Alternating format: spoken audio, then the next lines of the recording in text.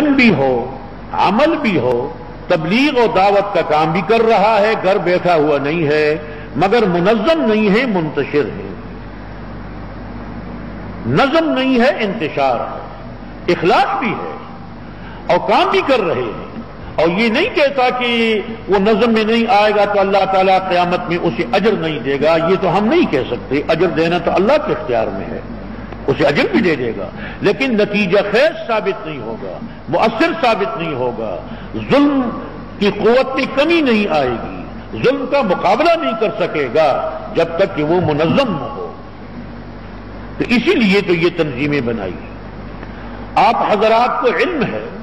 اور علم ہونا چاہیے کہ تنظیمیں بجائے خود مقصد نہیں ہیں، بلکہ تنظیمیں ذریعہ ہیں ایک مقصد۔ تنظیم کے بغیر اچھا کام بھی نتیجہ خیز نہیں ہوتا، برا کام بھی نتیجہ خیز نہیں ہوتا، تو اس لیے تنظیم بنانا ضروری ہے۔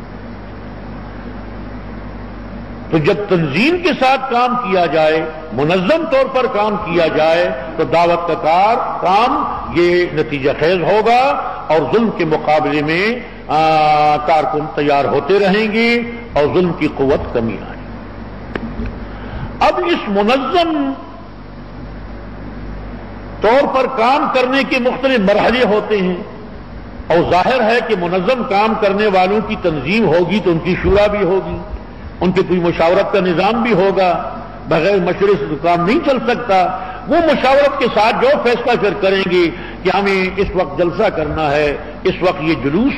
نکالنے میں فائدہ ہوگا، اس وقت یہ مظاہرہ کرنے میں ہماری دعوت کو فائدہ ہوگا اور ظلم کے مقابلے میں کچھ قوت سامنے آئے گی، تو اس کے مطابق یہ سارے کام کرنے پڑیں گے، لیکن مربوط انہی چیزوں کے ساتھ کہ منظم کام ہو اور اسی دین کی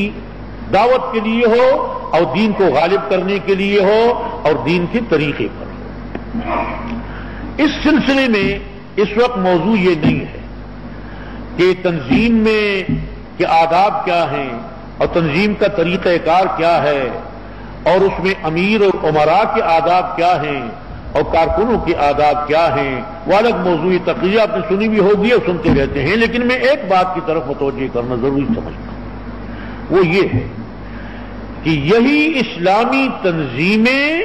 اسلامی انقلاب آنے کے بعد اسلامی نظام چلائیں گی اور ظلم کی بجائے عدل کا نظام چلائیں گی۔ تو اس لیے منظم ہو کر کام کیا جائے، مگر ایسے طریقے پر کہ تنظیموں پر شریعت کا رنگ چھایا ہوا ہو، تنظیموں پر شریعت کا رنگ چھایا ہو۔ جس طرح کہ وہ کارکن انفرادی طور پر دین کے ساتھ محبت رکھتے ہیں تو ان کا اجتماعی نظام بھی اسی رنگ میں رنگا ہوا،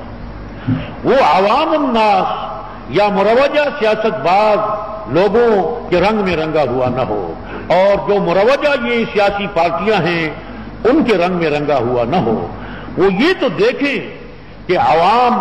کے جذبات کو کس طرح ہم دین کے لیے ہموار کر سکتے ہیں، عوام کو کس طرح دین کے لیے اٹھا سکتے ہیں اور کیا تدبیر ہو سکتی ہے، یہ تدبیر تو اختیار کرے، لیکن اصول یہ سامنے رکھے کہ اس تنظیم کے ساری سرگرمیوں پر قرآن اور سنت اور شریعت کا رنگ چھایا ہوا ہو۔